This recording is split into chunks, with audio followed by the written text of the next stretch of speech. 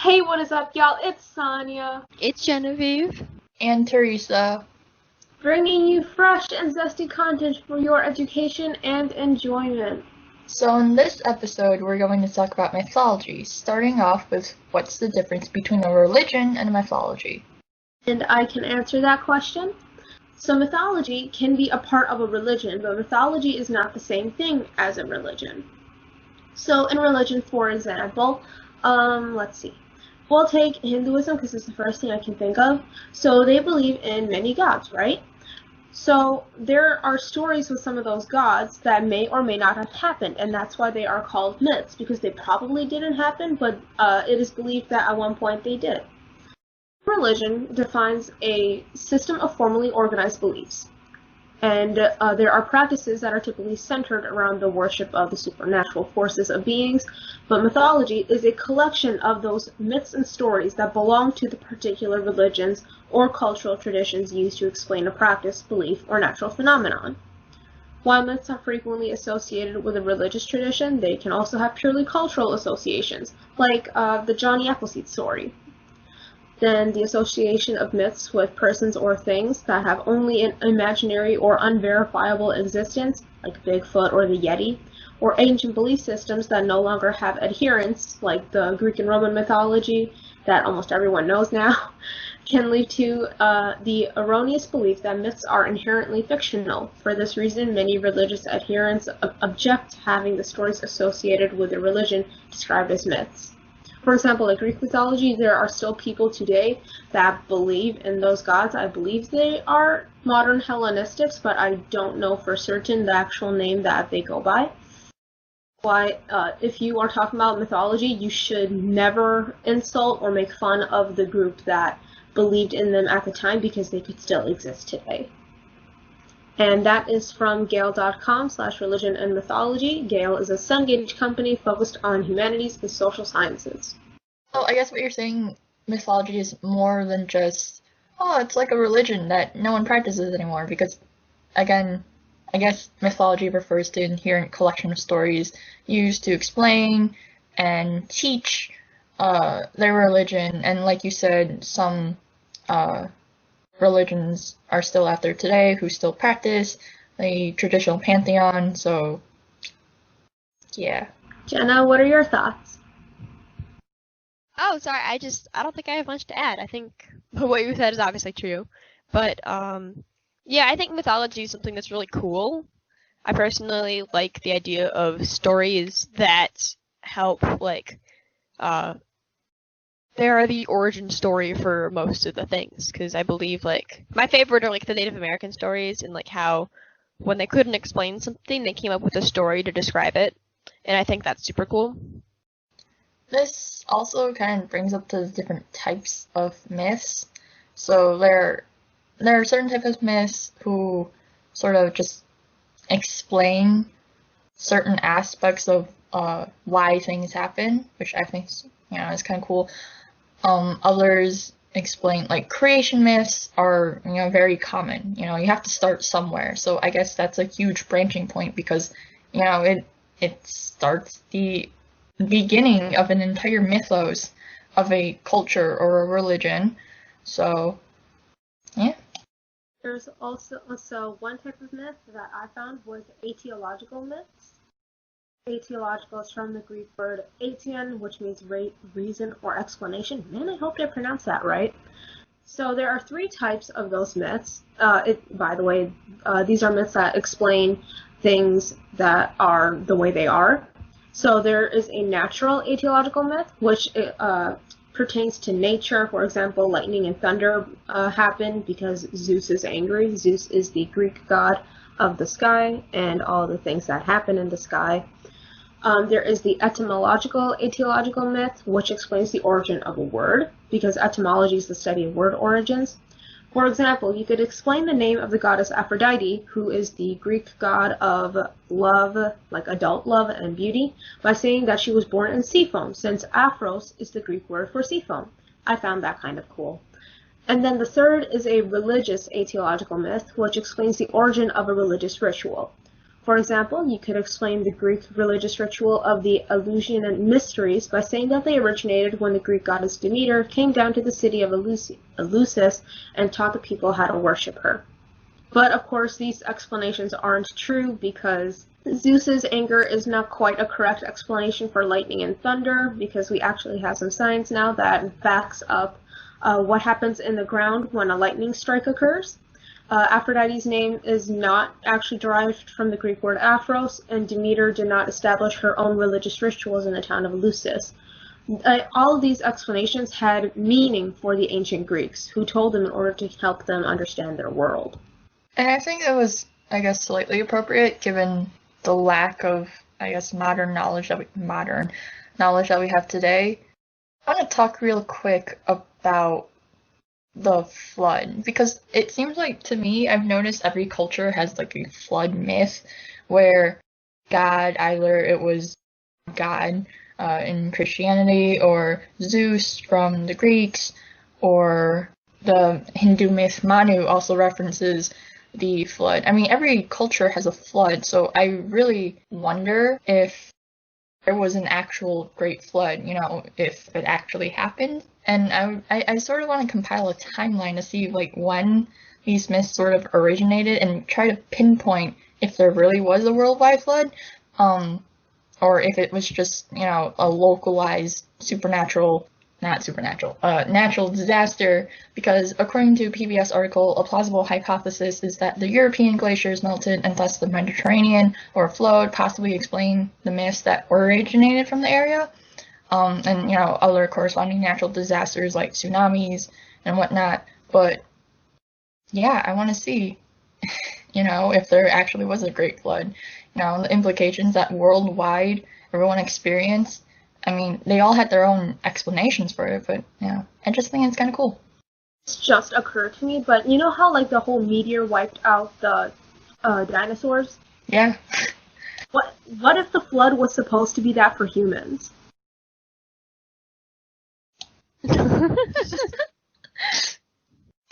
that's what I mean, though. I think it's super cool that, like, all these different groups of people have the story about the flood, because that probably means that there's some truth in it, that there was something that did happen, and I think that's kind of neat, because, when all these different places have the same story of something, it starts to bring probably a little truth to it, and I bet there's truth to most of these stories in some way or another, even though if it's not very obvious or not, but I think it's cool that, flood! I think that also brings us to our next type of myth, which are historical myths. Historical myths are told about historical event, and they help keep the memory of that event alive. Ironically, in historical myths, may be lost, but meaning is still gained. For example, the Trojan War, which is talked about in the Iliad and the Odyssey, could be classified as a historical myth because, here's the thing, the Trojan War was found to have happened. Archaeologists found evidence of a huge war that happened, and it has to be the Trojan War. However, the Trojan War can be classified as a historical myth because of the people involved that may not have actually existed, like Odysseus and Achilles. One cool thing that I want to point out is that the Iliad translates to Troy's story, so I don't know, cool thing I want to point out. But, yeah, and I think, right, in the sense that, it plays a very historical context, but I think either for purposes of storytelling, the gods also play a really heavy role in the whole in the story itself, and I really know of the Iliad and the Odyssey because it was first codified and written down. I think that's the important part, for myths to have a faithful way to, pass on for, the subsequent younger generations. I think it's really important to have that written knowledge so we can physically take, and scholars can, derive from. Important that the stuff was written down, because, again, you said that's how we know about it, and the fact that what they decided to write down was not, their knowledge of the world at the time, but these stories, I think, is really interesting, too. Because, again, that was almost their knowledge at the time. And they kind of reflected not only the what you might call science, but also culture of the era too is kind of neat. Yeah, myths inherently are a reflection of its time period, and because of this, the ones that record the myths and the stories are responsible, I guess, but like unknowingly, for capturing the myth as it truly was, and the responsibility to convey that sentiment and ensure the accurate portrayal, whether it be accurate to the time period or accurate in terms of translation, I guess that falls onto translators, and the act of translation itself is responsible for the nuances it brings to the story, which is one thing. Kind of a tangent, but I want to bring up Emily Wilson, who was the first woman to translate the Odyssey into English, and I guess where she diverged from many other translators before her is that she struggled with like the act of translating, because I mean, first of all, it's the Odyssey, okay? It's in Greek or some sort of ancient Greek, okay? Translating text itself is like huge work, but to further, I guess she was really conscious about the word choice that she used, like polytropos, which was the first description of Odysseus, with poly meaning many and tropos meaning many turned. So I guess many turned, this phrase is very vague for, I mean, it's the first main descriptor of our main character. That kind of defines this whole moment. So many, it could mean that he's a passive character, or maybe he manages to turn scenarios into his favor, which isn't too far off if you know the story. But I think what's notable in this one example is that it showcases the importance of nuance and the importance of word choice when retelling myths. According to the New York Times article, there's been countless descriptors stemming from this one word. The translators before her used crafty or full of resources or that hero or shifty, and you can see with those 4 words that it's a wide range for one word. So I guess depending on what you read, you get a very different view of the same myth, and I guess we can never truly know how it was intended to be. So, and that brings us to our last type of myth, psychological myths, which try to explain the way we feel and act the way we do. It's different from an etiological myth, which, in case y'all forgot, was the one that explains why something happens, but it has to do more with nature and things that are in the world. So a psychological myth does not try to explain one thing by way of something else, because remember, one of the etiological myths was the lightning and thunder can be explained by Zeus's anger. But in a psychological myth, the emotion itself is seen as a divine force, coming from the outside that can directly influence a person's emotions. For example, the goddess Aphrodite is sometimes seen as the power of erotic love. When someone said or did something that they didn't want to do, the ancient Greeks might say that Aphrodite, quote-unquote, made them do it. Of the idea of them using myths as excuses, almost, I think it's really interesting, because then that brings it, like, from a story or, like, from their idea of what happens at the time to kind of something they do end up using in everyday life, almost. Or, I don't know how to describe that, but I think it's cool that it becomes, like, something that they talk about. It's also cool that culture has some sort of mythos that sort of, their own unique mythos that defines their, I guess, viewpoint at the time, and their culture and their religion. And sometimes there are actually parallels, once people started traveling outside their borders and, they all kind of met and trade began. I think there were actually, the culture and the mythos was exchanged. So I think that's kind of cool. The most notable one that I can remember is the one with Ishtar and Aphrodite. Ishtar was a Syrian goddess, and she traveled down to the underworld to rescue her lover Tammuz, and was met with Ereshkigal, who was the queen of the underworld. And, that whole story and their myth kind of parallels to Aphrodite and Adonis and Persephone and their whole tiff over Adonis. And the key clincher is, I guess, Persephone being the queen of the underworld, which kind of like slots her in place and connects her with Ereshkigal. But there's actually very historical, I guess, evidence. This parallel is, further cemented by the fact that Tammuz's cult Tammuz literally became Adonis when they came to Greece. I think that's kind of cool. Yeah, that is kind of neat. And with that, I think like it's also cool how all of this stuff is still kind of relevant today, almost in a way. It's not obviously believed, I would say, by as many people, but just the influence it has on society today and how it's truly like is integrated into our culture even now and is beloved by so many people even for its stories, I think is super cool.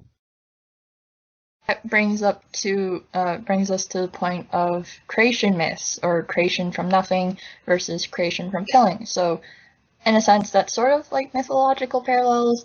Every culture has one or two stories about it, but yeah. Sonia, do you want to talk about that? Yeah, so there are, as Teresa said before, two types of creation myths. One example is creation from nothing. For example, this is with Vishnu and Gaia. Vishnu and Gaia are both, they are respectively Hindu and Greek goddesses. Both are kind of like the parent of the more popular gods. I'll put it that way. This is from Ed Times in slash massive similarities between different world mythologies. So it's natural that the most common question early humans tried to answer, how did this come into being? How was our world created? So in Hindu mythology, only Vishnu was there, and when Vishnu thought about creation, Brahma was created from a lotus that came from his navel, and it was Brahma who finally created the world. And then a similar thing with Gaia. She was kind of there by herself, and then she was like, I kind of want to make like a world. I want to not be lonely. So then she thought of her husband, Uranus, who became the sky, and then together they made, and Gaia was the earth, like she herself was the earth, and then she just created everything around her. And so and Uranus eventually made the Titans, and then the Titans made the gods in Greek mythology. And then the other type is creation from killing. So many cultures have stories about divine figures whose death creates an essential part of reality. In Indian Vedic mythology, the Purusha Sukta narrates that all things were made out of the mangled limbs of Purusha, a magnified, non-natural man who was sacrificed by the gods.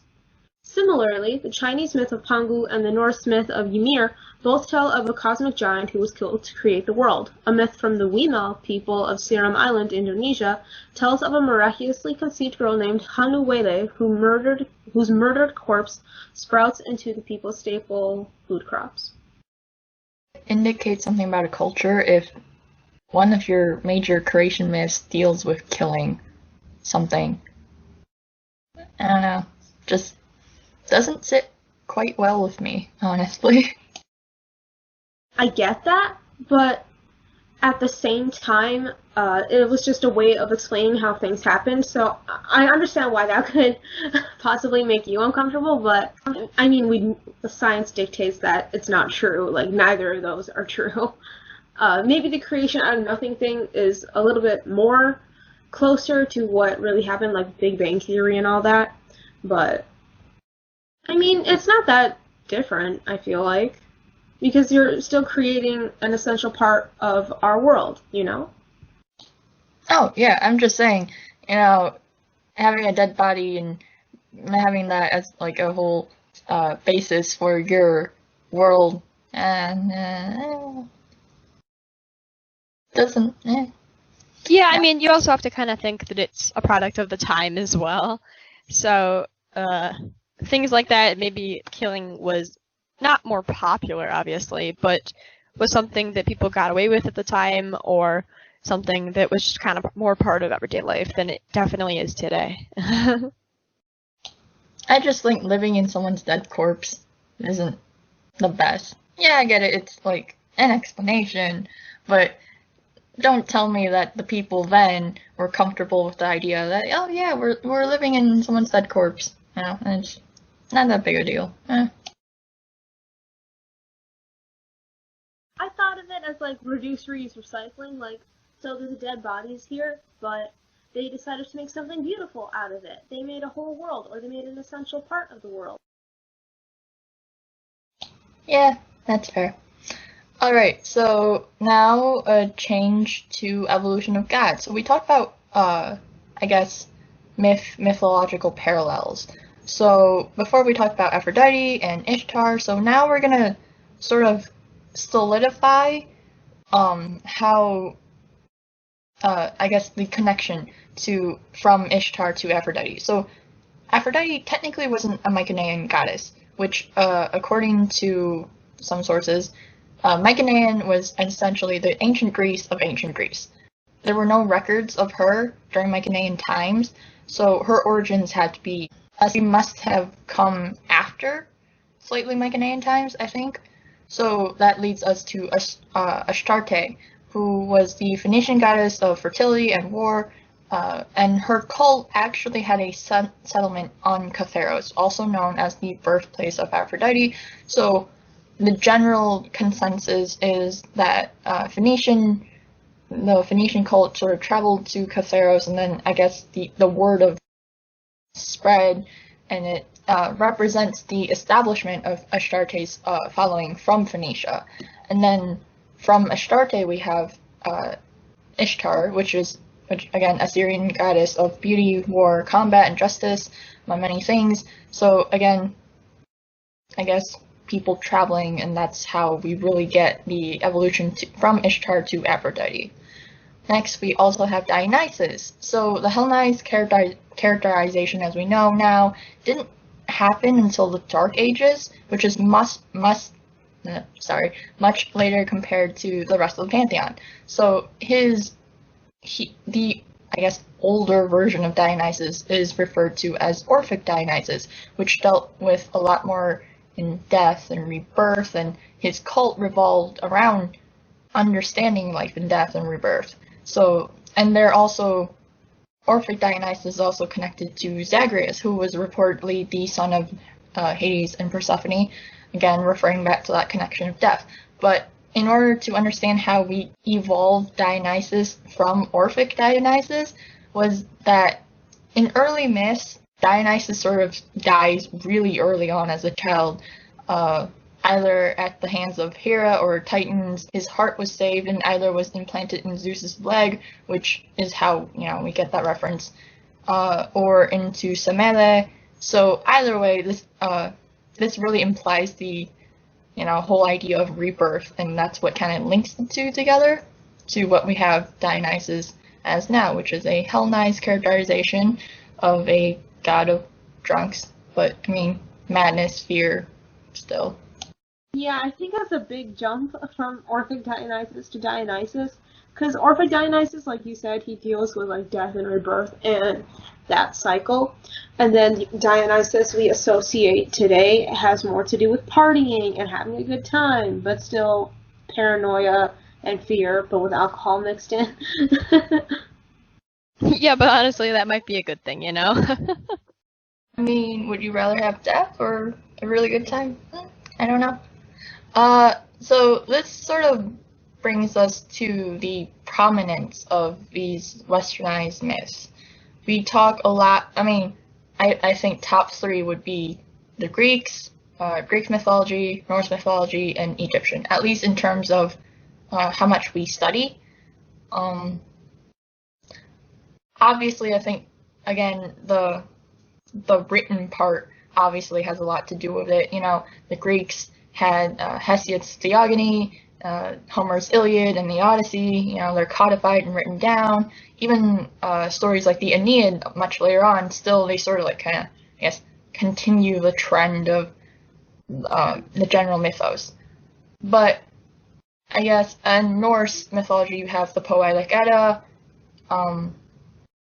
but myths like, I guess, Celtic or African or even Asian, they're not as prominent. I think it has to do with some of it has to do with how much we know about the cultures. I believe we know more about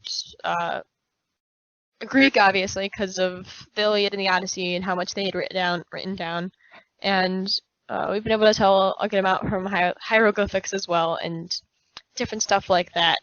But I do think it also has to do with just people's interest now and what they find interesting. I kind of wish I knew more about Celtic mythology because I think some of it is super cool and I don't know much about the rest of it. But yeah, and that's the thing is like some of the Greek stories are really good and you can learn from them and it differs from culture to culture and what people take interest in. But most people know at least a couple of stories from Greek mythology and some even know some from Norse as well. I'm glad you brought up popularity because that obviously has a big role to play, people's interest. I think it also has to do with the spreading of culture, namely Christianity, now known for spreading out and, I guess, not rewriting, but I guess Christianizing people's culture when they came over, like the Celtic. So instead of, I'm assuming they used to have a pantheon of gods and their own traditions and myths and their own mythos, but once Christianity came over and sort of like just took over that area, those gods and goddesses got turned into superhumans with awesome magic powers as a way to not, to fit in with the whole idea of Christianity and, there's only one God, but not to completely tick off the locals. Again, African mythology was also conveyed through oral retellings, but I guess during and after colonization, people weren't able to pass on the mythos. So I guess that's why we really get very little African mythology, which is kind of sad. So I think we've covered enough of the, I guess, historical and reasoning behind myths and mythos. So let's talk about influence on pop culture in current times.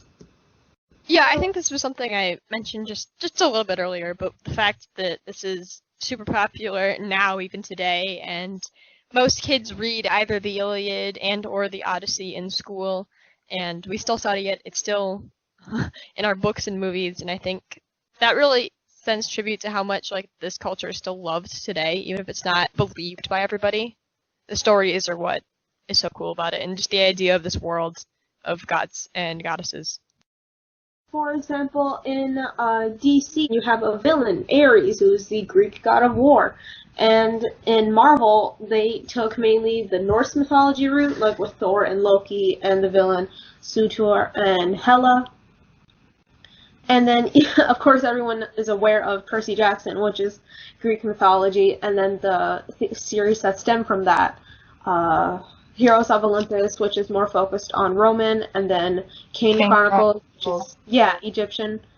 And then the second newest one is Magnus Chase. Personally, that's my favorite, just putting that out there, which is Norse mythology. And then Trials of Apollo, which Apollo is the Greek god of music and all the happy things in life and medicine. And that's also Greek mythology. So I find it kind of cool how there's so many there's so many resources and material that is influenced by mythology, and it's probably one of the coolest things. And I think you brought up Percy Jackson, which, again, super huge fan, but I think that's also important because it sparks an interest in young readers. I remember in 4th grade, thank you to my friend Aiden DeStephanis who, introduced me to the series, but I read the first book, The Lightning Thief. In addition to reading the series, I got interested in the actual mythos itself. So I went to the library and checked out, I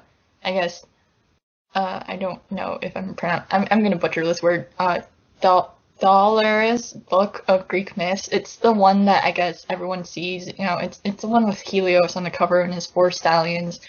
But yeah, that personally, stemming from Percy Jackson, led me to reading actual myths, to me in high school reading the Odyssey, and then taking interest in other classic Greek literature. So I think that's kind of cool. You might have seen mythology influence popular culture is with like clothing and item brands. For example, Nike is the goddess of victory in Greek mythology, and she is also a shoe brand. And of course, now Nike has branched into clothes and such. And Venus is the Roman god of beauty, same as Aphrodite is the god of beauty in Greece. I think even Amazon the company, as well as Amazon, like the Amazon rainforest, and ironically, that's kind of because the explorers back then, when they were exploring South America and they came across tribes, and they assumed that, oh yeah, these are definitely the female warrior tribe of the Amazon, so that's why they dubbed them the Amazon, and now we're calling the Amazon rainforest, ironically, like hundreds of miles away from where the mythos stemmed from in Greece. So. And there's also, I did a presentation about Hades back in ninth grade with Teresa, and one of the things we talked about was in popular culture, there's the Hades shoe brand, which makes these really cool heels with lots of buckles and spikes, and they say on their website like they mainly use it for cosplay, and I just found that so cool because literally just check them out. Link will be down in the description. They look so cool. I think Sonia was particularly really happy about that reference because we had to dig for a reference in popular culture and we couldn't go very basic, so we found a shoe brand. Very edgy, very cool. Meanwhile, my presentation was on Pan, who is another Greek god of like wildlife and of animals and such.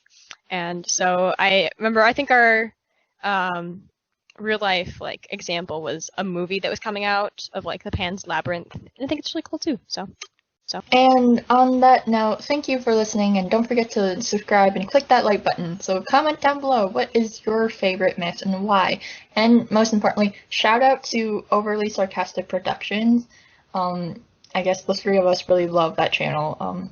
I find it really cool that, Red, who is a co-creator of the channel, she does a lot of myth retellings as well as summarizing classic pieces of literature, everything from A Stranger in This Land to Shakespeare to Of Mice and Men. I think that's a really useful tool, even for school, but more so just for fun. I think it's really nice to listen to, so go check them out. Thank you for hanging out with us, and be on the lookout for our next episode.